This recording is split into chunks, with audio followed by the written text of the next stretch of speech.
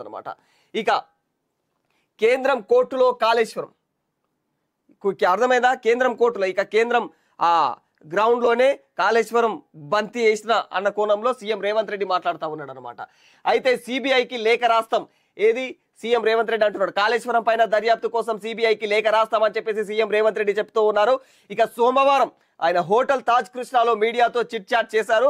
కాళేశ్వరం అవకతవకలపైన విచారణను సిబిఐకి అప్పగించాలని చెప్పేసి కూడా రాష్ట్రానికి చెందినటువంటి ఏదైతే బీజేపీ నేతలు పలు సందర్భాల్లో కూడా పదే పదే డిమాండ్ చేసిన విషయం మనందరికీ తెలిసి వాస్తవానికి.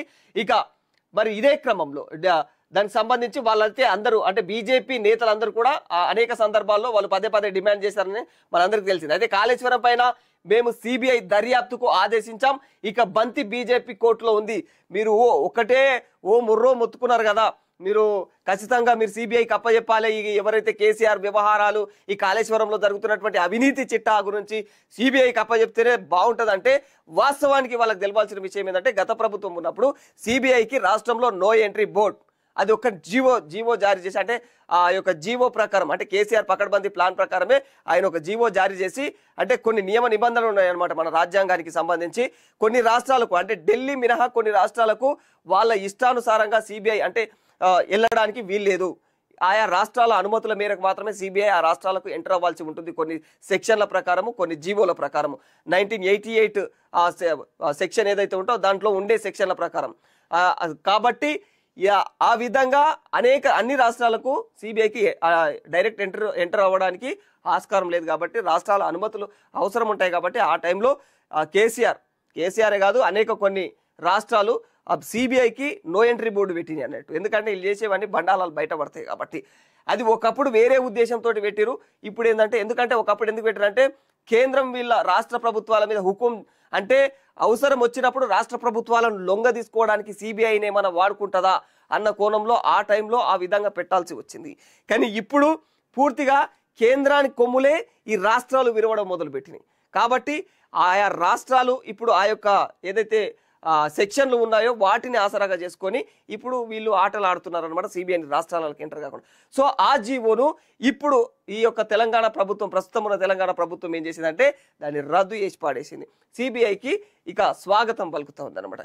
ఇప్పుడు రాష్ట్రంలోకి సిబిఐ రాబోతా ఉంది. ఇక సిబిఐ వస్తే పరిస్థితులు ఏముంటాయి, ఎంత దారుణంగా ఉంటాయి అనేది మాత్రం ఇక ఊహలకు మాత్రం వాళ్ళకు ఊహించుకుంటూనే భయపడతా ఉన్నారు. ఎందుకంటే ఇప్పటికే సిబిఐ అనేది రాష్ట్రంలోకి రాకూడదు, ఇంకా కాళేశ్వరం వ్యవహారం అంతా కూడా అంటే దాని వ్యవహారం పైన సిబిఐకి ఈ వ్యవహారం ఇవ్వకూడదు అని చెప్పేసి ఇప్పటికే హరీష్ రావు కావచ్చు కేసీఆర్ కావచ్చు హైకోర్టుకి చెప్పారు.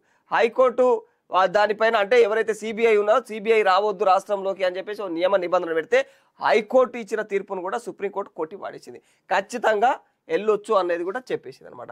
ఇది వ్యవహారమే. ఇక బంతి బీజేపీ కోర్టులో ఉంది, నిర్ణయం తీసుకోవాల్సింది కూడా వాళ్ళే. ఇన్ని రోజులు ఎప్పుడు చేసినా కూడా కాంగ్రెస్ కావాలని చెప్పేసి అంటే కాంగ్రెస్ బీఆర్ఎస్ ఒకటి కాంగ్రెస్ కావాలనే బీఆర్ఎస్ నేతలను అరెస్ట్ చేస్తలేరు, ఎందుకు మరి సిబిఐకి ఇస్తలేదని బండి సంజయ్ అన్నతో మాట్లాడారు, చాలా మంది మాట్లాడారు బీజేపీ నేతలు. మరి మాట్లాడినప్పుడు ఈ రోజు పూర్తిగా సిబిఐకి హ్యాండ్ ఓవర్ చేసేస్తున్నాడు. మరి సిబిఐకి హ్యాండ్ ఓవర్ చేసినప్పుడు ఇప్పుడు పూర్తి బాధ్యత ఎవరిది? మీది. బీజేపీ ఖచ్చితంగా మీరు నిజంగా దమ్ముంటే ఆ సిబిఐ ఎంక్వైరీ ఖచ్చితంగా చేయించి క్లారిటీగా నిజంగా అంటే తప్పు చేస్తే చేసిరని, చేయకపోతే ఏం లేదు క్లియర్. ఎందుకంటే ఆయన మీద ఇప్పుడు కేసీఆర్ దొంగతనం చేసిందని చెప్పేసి పూర్తిగా ఇవన్నీ అభాండాలు అయితే మాత్రం ఖచ్చితంగా అందరూ అంటే సిగ్గుపడాల్సిన వ్యవహారం అనమాట. ఎందుకంటే కాళేశ్వరం పెద్ద ప్రాజెక్టును నేను తీసుకొచ్చి నిర్మించాను, ఈ రాష్ట్రంలో పెద్ద అంటే రాష్ట్ర గౌరవాన్నే నేను అంటే దేశవ్యాప్తంగా చాటింపు చేశాను అన్న కోణంలో కేసీఆర్ తర్వాత ఊరుకునే వ్యక్తి కూడా కాదు. ఖచ్చితంగా ఒకవేళ ఆ బండాలంలో విఫలమైతే మాత్రం సిబిఐ కానీ లేకపోతే ఇప్పుడు బీజేపీ కానీ ఇప్పుడు కాంగ్రెస్ కానీ ఇవన్నీ కూడా విఫలమైతే కేసీఆర్ ఊకునే మనిషి కాదు, ఖబర్దార్ అంటాడు ఖచ్చితంగా తర్వాత. కాబట్టి అందరూ చాలా జాగ్రత్తగా అది నిజమైతే నిజము అబద్ధమైతే అబద్ధం అనేది రాబట్టడానికి ప్రయత్నించే పనిలో పడ్డారు. సో ఇక ఇప్పుడు ఈ కేసు వ్యవహారం పూర్తిగా సిబిఐ హ్యాండ్ ఓవర్లో ఉందన్నమాట, అంటే కేంద్రం హ్యాండ్ ఓవర్లో ఉన్నట్టే. సో కేసును సిబిఐకి అప్పగించడంతో దర్యాప్తు ఇక సెంట్రల్ కన్సర్న్లోనే ఉంటుంది. బీజేపీ సర్కారులోనే బీఆర్ఎస్కు చెక్మేట్ వ్యూహం. ఎందుకంటే ముందు నుంచి కూడా కాంగ్రెస్ ముఖ్యంగా రేవంత్ రెడ్డి ఒక అపవాదాన్ని తీసుకొని వచ్చాడు. అది అపవాదమో నిజమో తెలియదు. వాస్తవానికి ఆయనైతే ఒకటి మాట్లాడుతూ ఉండేవాడు, ఎక్కడ మీటింగులు పెట్టినా కూడా బీజేపీ బీఆర్ఎస్ ఒకటే, ఇంకా లోపల లోపల రెండు కలిసిపోయినాయి. ఎందుకంటే కవిత ఏదైతే లిక్కర్ స్కామ్లో ఆమె అప్పుడు సిబిఐ ఎంక్వైరీకి పిలవడము అరెస్ట్ అయ్యిందో ఆ టైం నుంచి ఎందుకు ఖచ్చితంగా ఆమెను పూర్తిగా అంటే ఆమె యొక్క తప్పులు బయట పెడతలేరు అంటే ఈ వ్యవహారంలో సిబిఐని అంటే కేంద్రాన్ని చేతిలో పెట్టుకుంది బీఆర్ఎస్. అంటే బీఆర్ఎస్ ఖచ్చితంగా కేంద్ర ప్రభుత్వానికి ఎవరైతే బీజేపీ ఉందో బీజేపీకి లొంగిపోయి గులాం అయ్యింది కాబట్టి గులాబీ వాళ్లకు ఈ విధమైనటువంటి ఫేవర్ జరుగుతుందని చెప్పేసి ఎవరు మాట్లాడారు? రేవంత్ రెడ్డి మాట్లాడినుండే. మరి ఇప్పుడు అంటే రేవంత్ రెడ్డి ఆ టైంలో ఆ విధంగా మాట్లాడినుండే కాబట్టి ఇప్పుడు ఆయనకి ఏమైంది? ఇది ఒక ఇంకో ప్లస్ పాయింట్ అవుతుంది. అసలు ఇంతకు ముందే అసలు వాళ్ళకి సంబంధాలు ఉన్నాయో లేవో తెలియక ముందే బీజేపీ బీఆర్ఎస్ ఒక్కటని చెప్పేసి ఆయన ఎన్నోసార్లు ప్రసంగాలలో మాట్లాడాడు. ఇక ఇప్పుడు ఖచ్చితంగా ఒకవేళ ఈ వ్యవహారంలో ఏమన్నా తేడాలు వస్తే మాత్రం ఎందుకంటే అందులో ఏదైతే సిబిఐ క్లారిటీ ఇవ్వలేకపోయింది అనుకో అది బీజేపీ ఖచ్చితంగా కుట్ర చేసింది అంటాడు ఖచ్చితంగా. ఇక బీజేపీ బీఆర్ఎస్ ఒకటి కాబట్టి ఈ కేసు తెగలేదు. కాళేశ్వరం వ్యవహారం నా చేతిలో అయితే లేకుండే నేనైతే రాష్ట్రంలో దాని గురించి మనం ఎంత ఎంక్వైరీ చేయాలో చేసినాం. దాని మీద నివేదికలు తీసినాం. ఇంకా మంచి అంటే పీసీ ఘోష్ లాంటి ఒక ఉన్నతమైనటువంటి కమిటీని ఏర్పాటు చేసి అలాంటి కమిటీ నుంచి ఆధారాలు రాబట్టినాం. ఇక రాష్ట్ర ప్రభుత్వం అంతకంటే ఎక్కువ ఏం చేయాల్సి ఉంటుంది? ప్రతిపక్ష నేతలను డైరెక్ట్గా తీసుకుపోయి అయితే విచ్చలవిడిగా వేయలేరు కదా పోలీస్ స్టేషన్లలో. కాబట్టి ఇప్పుడు ఈ వ్యవహారాన్ని ఇది పెద్ద వ్యవహారం కాబట్టి సిబిఐకి హ్యాండ్ ఓవర్ చేసినాం. ఇక మా బాధ్యత లేదు. ఇక మొత్తం కూడా కేంద్రందే బాధ్యత, ఇక బీజేపీ వాళ్ళదే బాధ్యత. ఇప్పుడు ఏం జరిగినా కూడా ఇక మొత్తం ఇక ఖచ్చితంగా టార్గెట్ ఎట్లుంటే బీజేపీ బీఆర్ఎస్ఏ ఉంటుంది. ఇక నెక్స్ట్ రేవంత్ అన్న మాట్లాడేది రాష్ట్రంలోకి దర్యాప్తు సంస్థ ఎంటర్ కాకుండా కూడా 3 ఏళ్ల కిందట కేసీఆర్ జీవో. ఇక ఇంతకు ముందు 3 ఏళ్ల కిందట అంటే వాళ్ళ ప్రభుత్వం ఉన్నప్పుడు లాస్ట్ టర్మ్లో ఎందుకంటే అంతకు ముందే ఏదన్నా ఉంటే అట్లాంటి జీవో ముందు రాగానే అట్లాంటి జీవో పాస్ చేసేది ఉండే. కానీ మొత్తం ఇక ఓడిపోతామా ఏమరా ఆయన అన్న టైం వచ్చినప్పుడు ఆ జీవోను పాస్ చేసిరు అని చెప్పేసి కొంతమందికి అనుమానాలు. ఎందుకంటే తప్పులు చేసిండు, ఆ తప్పులు కప్పిపుచ్చుకోవడానికి ఇంకా ఏడ దొరకకుండా ఈ జీవోను అమలు చేసి సిబిఐని రాష్ట్రంలోకి ఎంటర్ కాకుండా చేసిండు అనేది చెప్పి చాలా మంది అనుమానిస్తూ ఉంటారు.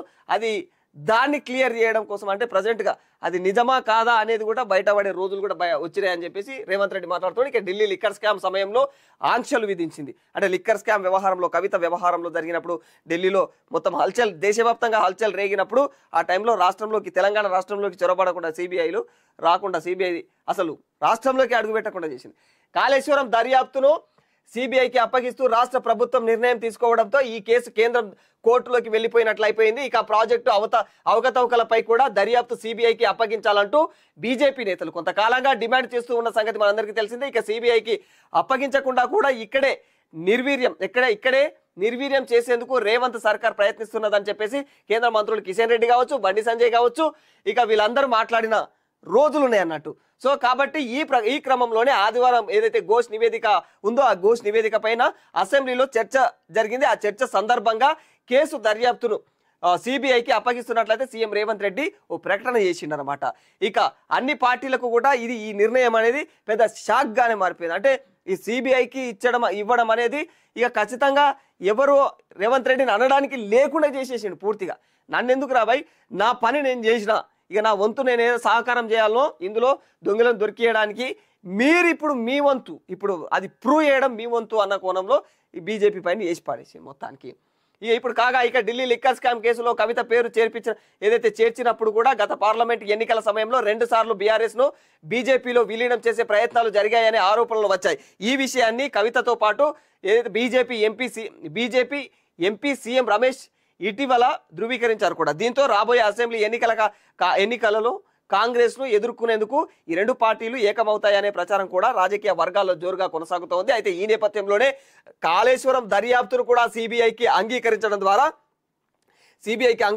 అప్పగించడం ద్వారా ఇక బీజేపీలోనే బీఆర్ఎస్ కు చెక్ పెట్టేలాగా సీఎం రేవంత్ రెడ్డి వ్యూహాత్మకంగా పావులు కదిపారనేది నిపుణుల యొక్క మాటలు అనమాట. అంటే ఏ పార్టీ వాళ్లకు మద్దతు ఉందని అంత అపోహలు వచ్చాయో అసలు వాస్తవాలు అపోహలు తెలియదు, కానీ అదే పార్టీలో వాళ్ళకే కయ్యాలు పెట్టేలాగా చెక్మేట్ పెట్టిండు వ్యూహాత్మకంగా అనేది నిపుణులు చాలా ఆశ్చర్యానికి గురవుతూ ఉన్నారని చెప్పేసి ఇక్కడ మాట్లాడుతూ ఉన్నారు అనమాట. ఇక గతంలో సిబిఐకి సిబిఐ ఎంట్రీకి ఇక లైన్ క్లియర్. ఎందుకంటే గతంలో కాళేశ్వరం కేసు అప్పగించడంతో రాష్ట్రంలోకి సిబిఐ ఎంట్రీ లైన్ క్లియర్ అయిపోయిందని తెలుస్తోంది. ఇక ఏదైతే ఎమ్మెల్యేల కొనుగోలు case Delhi liquor scam policy scam దర్యాప్తు సమయంలో కూడా రాష్ట్రంలోకి సిబిఐ డైరెక్ట్ గా ఎంట్రీ అనుమతి నిరాకరిస్తూ ఎప్పుడు 2022 ఆగస్టు 30న గత బీఆర్ఎస్ సర్కార్ జీవోను ఏదైతే ఎంఎస్ నంబర్ 51 జారీ చేసింది అనమాట. జీవో ఏదైతే ఎప్పుడు 2022 ఆగస్టు 30న ఏం జీవో అది బీఆర్ఎస్ సర్కార్ రిలీజ్ చేసిన జీవో ఏంటంటే ఎంఎస్ నెంబర్ 51 అనే జీవోను జారీ చేసింది. ఈ జీవో ప్రకారము అంటే సిబిఐ అనేది రాష్ట్రంలోకి అనుమతించబడదు. యాక్చువల్గా దీనికి సంబంధించి ఏంటంటే గతంలో ఎప్పుడైతే ఈ వ్యవహారం ఉందో ఎందుకు ఈ సిబిఐ అనేది ఖచ్చితంగా రాష్ట్రాల్లోకి ఎంటర్ అవ్వకుండా చూస్తూ ఉంటారు అంటే ఇది ఒకానొక టైంలో అంటే కేంద్రం ఏం చేస్తూ ఉండే అంటే కేంద్ర ప్రభుత్వము రాష్ట్రాలపైన హుకుం చెలాయించడం కోసం అని చెప్పేసి అప్పట్లో మేము చెప్పిందే ఈనాలే మా పార్టీ మళ్ళా అధికారంలోకి రావాలంటే మీ రాష్ట్ర ప్రభుత్వం మాకు ఈ విధంగా ఉపయోగపడాలి అన్న కోణంలో అనేక ప్రయత్నాలు చేసేది. ఢిల్లీ అవినీతి నిరోధక చట్టం అనేది ఒక చట్టం ఉంది. అయితే అందుకోసం అనేది అప్పుడు ఆ చట్టాన్ని తెచ్చిర్రు. రాష్ట్రాలపైన కేంద్రం హుకుం ఉండొద్దు, ఏ రూపకంగానైనా సిబిఐని వాడుకొని రాష్ట్రాలను ఏమైనా తప్పుదారి పట్టించే అవకాశాలు ఉంటాయి అన్న కోణంలో ఏం చేసిరంటే ఎప్పుడంటే ఢిల్లీ అవినీతి నిరోధక చట్టం అని చెప్పేసి 1988 ఐపీసీలో ఈ ఐపీసీలోని కొన్ని సెక్షన్లు ఉన్నాయన్నమాట. 1988 అనే ఢిల్లీ అవినీతి నిరోధక చట్టం 1988 అనే ఐపీసీ సెక్షన్లో అనేక ఇందులో ఐపీసీలో అనేక సెక్షన్లు ఉన్నాయి. ఆ సెక్షన్ల కింద ఢిల్లీ మినహా మిగతా ఏ రాష్ట్రంలోనూ సిబిఐకి అంటే నేరుగా దర్యాప్తు చేసే అధికారం లేదు. ఇది మ్యాటర్ అనమాట. So Delhi special police establishment act 1946 డిఎస్పిఈ ఏదైతే సెక్షన్ 6 ప్రకారం ఆయా రాష్ట్రాల ప్రభుత్వాల సాధారణ సమ్మతి జనరల్ కన్సెంట్తో కేసుల విచారణను చేపట్టవచ్చు. వాస్తవానికి ఇందులో ఏంటంటే ఢిల్లీ అవినీతి కేంద్ర చట్టం ఏదైతే ఉందో అవినీతి నిరోధక చట్టం ఢిల్లీ అవినీతి నిరోధక చట్టం 1985 ఐపీసీలో 1985 ఐపీసీలో ఉండేటువంటి సెక్షన్ల ప్రకారం ఏమో సిబిఐకి ఏ రాష్ట్రంలోనూ డైరెక్ట్గా వెళ్ళడానికి అనుమతి లేదు. అది అప్పుడు తీసుకొచ్చిర్రు. ఎందుకోసం అంటే రాష్ట్రాలపైన కేంద్రం హుకుం చెలాయించకుండా తప్పుదారి పట్టించుకోకుండా సిబిఐని వాడుకొని ఏమన్నా ఎఫెక్ట్ చేయకుండా. ఇక ఇప్పుడు అయితే మళ్ళీ ఇంకో వెసులుబాటు కనిపించింది. ఆ వెసులుబాటు ఇది పెట్టడం వల్ల దీన్ని ఉపయోగించుకొని రాష్ట్రాలు కూడా కింద మీద చేస్తాయి కదా, మరి రాష్ట్రాలు కూడా ఆడుకుంటాయి కదా గేమ్స్ ఈ 1988 ఐపీసీలో ఉండే సెక్షన్లను ఉపయోగించుకొని.